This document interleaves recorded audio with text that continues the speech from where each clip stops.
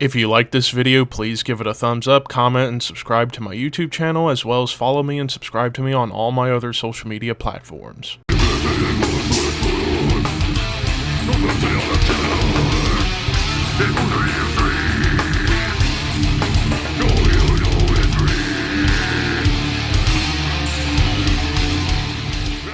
What's up, Thrashers, and welcome back once again to the Thrash Maniac 99 YouTube channel, and I am back with another episode of Under the Radar. This week we're taking a look at 4 albums that I didn't give full reviews to for October 20th, and this is a pretty odd mix of bands, I will say, at the very least. But without further ado, let's get started with the first band, and that is Game Over with Hellframes. This is an Italian thrash metal band, and of course, I do love me some thrash metal.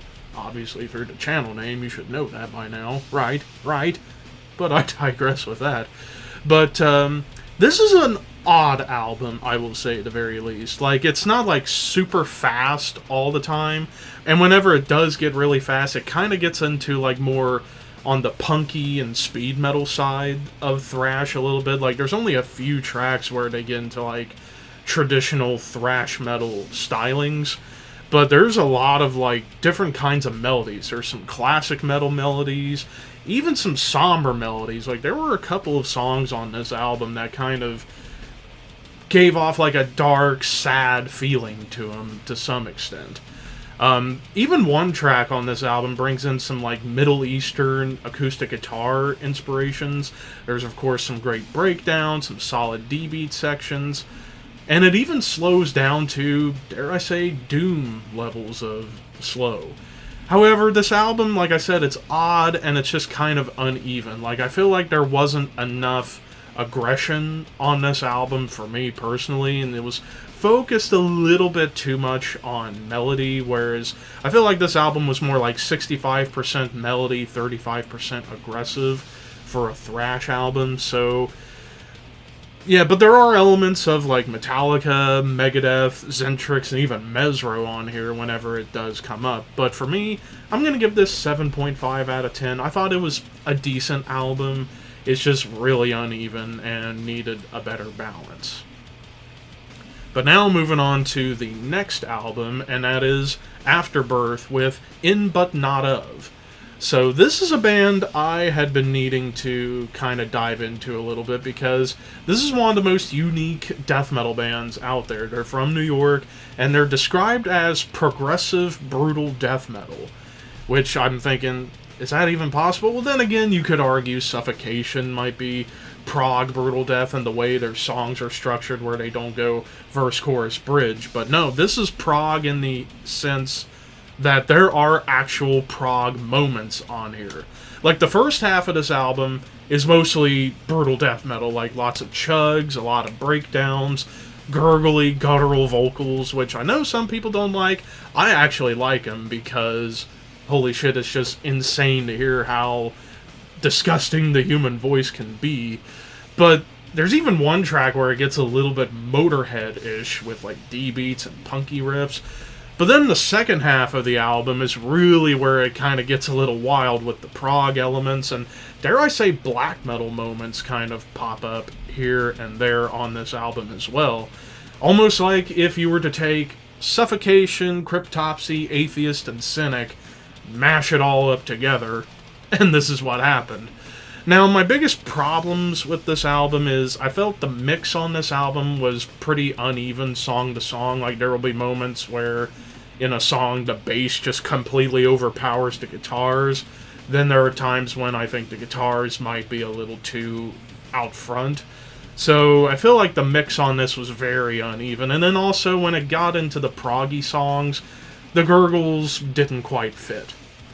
But for the songwriting and the musicality, this was some flying awesome stuff. So if you are a fan of Suffocation, Cryptopsy, Cynic, and Atheist, definitely check this out. I'm going to give this 8 out of 10. I thought this was a good album.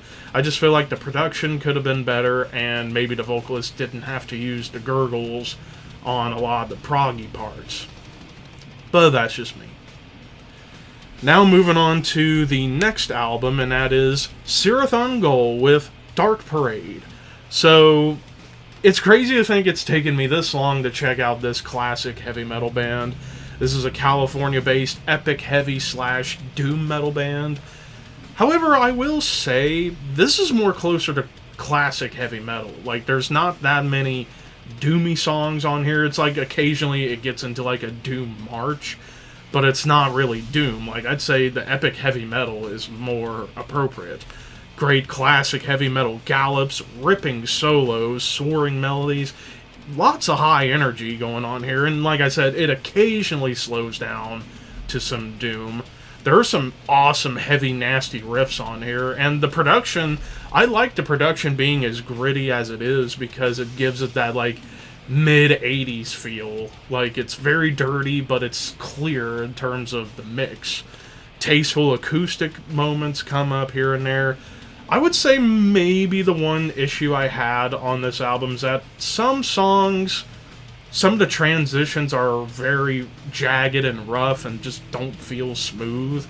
Like, it almost feels like there was like one or two songs where it would just stop and then get into another section. It's like, am I listening to a new song? Oh no, it's the same track. It just didn't flow very well. But if you're a fan of bands like Manila Road, Pagan Altar, even Judas Priest, and for a modern band, I would say Eternal Champion, you probably will dig this. I dug it. I give it 8.5 out of 10. I thought this was a pretty damn good album, and definitely need to check in with more Cirith Ungol. But now we get into the final album, and definitely the most experimental of them all, and that is Baring Teeth with The Path Narrows.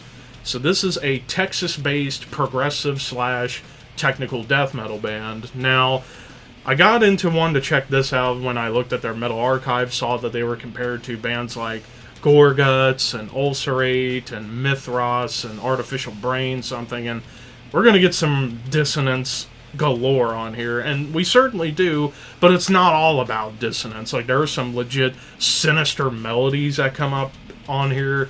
It's very chaotic, much in the vein of Gorguts and Ulcerate, but it's very progressive in the way it's put together and how it flows. Like, there's some great time shifts going on where they change up the time signatures. There are some black metal tremolo riffs coming in, as well as some dirty death metal tremolos that kind of scream Morbid Angel or Incantation. There's some hypnotic tapping guitars on one track, and the atmosphere, whenever it gets into these like softer, quieter parts, it feels like dark ambient music to some extent. The bass work is incredible, and you do get some triplet death metal chugs to really scream death metal on here. But I just love how everything flows together. It almost felt like one big long song for the most part. And I just loved how this album was able to flow nicely and beautifully. So overall, I'm going to give this 9 out of 10. I thought this was an excellent example of tasteful prog tech death, done pretty damn well from good old Texas.